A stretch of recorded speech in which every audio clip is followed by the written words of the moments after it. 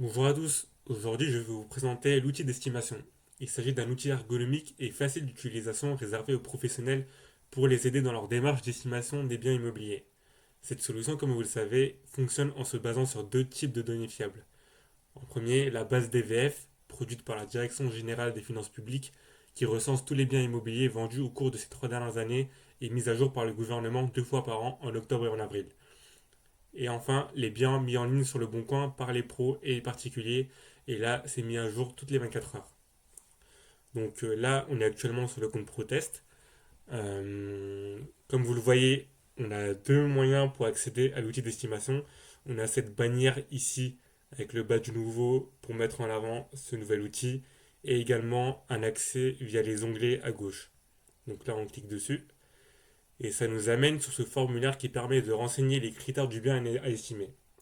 Gardez en tête que plus il y aura de biens vendus et en ligne dans le secteur, plus l'estimation sera fiable. Donc pensez à vous préparer en amont d'un rendez-vous en cherchant les zones avec une densité importante de biens en ligne notamment. Donc là, on a affaire au formulaire. Là, on va tester une zone où il y a beaucoup de biens, donc à Rennes par exemple, qui est une grande métropole. On doit renseigner du coup ici les caractéristiques principales. Donc là, le type de bien, soit une maison, soit un appartement. Là, on va dire qu'on va estimer un appartement. Ici, on a un menu déroulant où on peut spécifier le type d'appartement dont il s'agit. Donc là, on va mettre un appartement classique. Ici, on a la surface habitable à renseigner. Donc là, vous voyez les champs avec une astérisque sont des champs à remplir obligatoirement. Donc là, on va dire 70 mètres carrés habitables sur une surface totale du terrain de 100 mètres carrés. Là, on nous demande l'étage du bien. On va mettre quatrième étage sur un nombre total de 5 étages.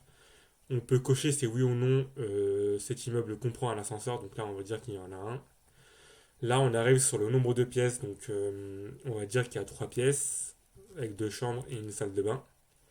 Ici, c'est les classes énergie, donc le DPE et le GES. On va dire qu'on est sur un DPE D et le GES, on va dire qu'on ne le connaît pas.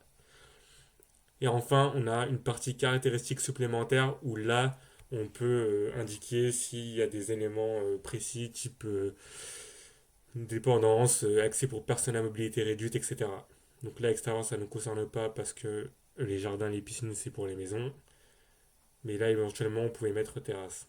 Et enfin, on peut également renseigner l'année de construction pour comparer, par exemple, des immeubles plutôt récents ou neufs, ou alors que des immeubles assez anciens. Là, on peut également cocher si oui ou non ce bien comprend un parking. On va dire que non. Donc là, ce qu'on va faire, c'est qu'on va cliquer sur continuer pour avoir l'estimation. Et on arrive sur cette page avec ici l'estimation proposée en se basant sur les annonces similaires en ligne sur le bon coin et donc les biens vendus similaires de la base DVF avec une fourchette basse, une fourchette haute et une estimation qui est proposée ici. Vous avez également un petit bouton ici qui indique le degré de fiabilité de l'estimation. Donc si vous cliquez sur le petit i ici, cela vous informe que je vous l'ai dit au début que logiquement, plus il y a de données disponibles à comparer, plus l'estimation sera fiable. Il n'y a pas de secret à ce niveau. Vous avez également un bouton téléchargement PDF. Ici, ça nous permettra d'avoir un extract au format PDF et dont pourra se servir le pro lors de son rendez-vous avec le client pour lui montrer les détails de l'estimation. Donc là, pour l'instant, c'est pas encore disponible, mais sachez que nos équipes sont actuellement dessus en train de peaufiner cette fonctionnalité et elle sera disponible incessamment sous peu. Ici, du coup, vous avez également une partie qui récapitule un peu les critères qui ont été renseignés avec un bouton modifié au cas où il faudrait corriger un élément ou alors s'il y avait un oubli ou si vous voulez rajouter un autre élément. Donc là, lorsqu'on descend un peu, on a un onglet bien similaire avec du coup ici la carte référençant les biens vendus et les biens en ligne qui ont été utilisés pour fournir l'estimation. Donc là en bleu, c'est les biens vendus de la base DVF et en orange, les biens en ligne sur le bon coin. Donc là vous voyez si je clique dessus, ça montre une annonce qui est en ligne sur le bon coin avec du coup les différents critères qui sont similaires aux biens qu'on a voulu estimer.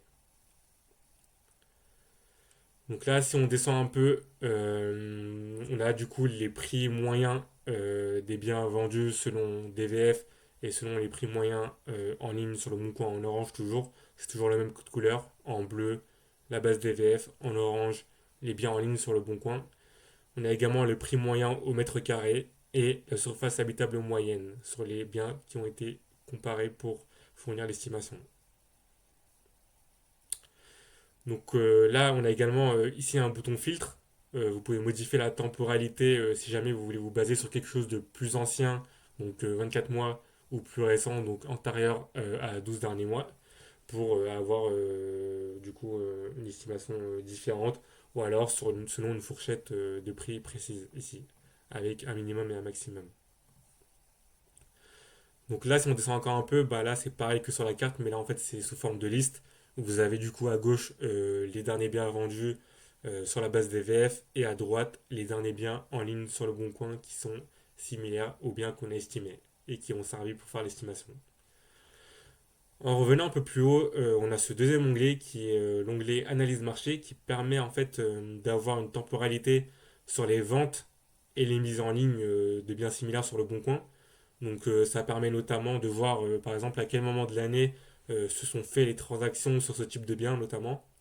Vous avez en dessous également un autre élément intéressant qui est en fait la durée de vie moyenne des annonces similaires mises en ligne sur les 12 derniers mois, ce qui permettra aux professionnels de se projeter un peu sur la durée approximative que cela va mettre pour sortir son mandat. Donc voilà pour notre présentation de l'outil d'estimation. Comme vous l'avez vu, c'est très facile d'utilisation, c'est très ergonomique, c'est très clair et concis. Mais gardez bien en tête qu'il s'agit d'un super outil qui a vraiment pour vocation de faciliter la vie des professionnels de l'immobilier en les aidant à affiner leur estimation. Donc nos équipes produits continuent bien évidemment de faire des itérations et de travailler sur des nouvelles fonctionnalités, mais surtout d'optimiser l'outil pour que les estimations soient de plus en plus fiables encore. Donc voilà, si vous avez des questions, n'hésitez pas à vous rapprocher du trade. On sera ravis de vous aider ou de répondre à vos quelques questions. Merci à tous.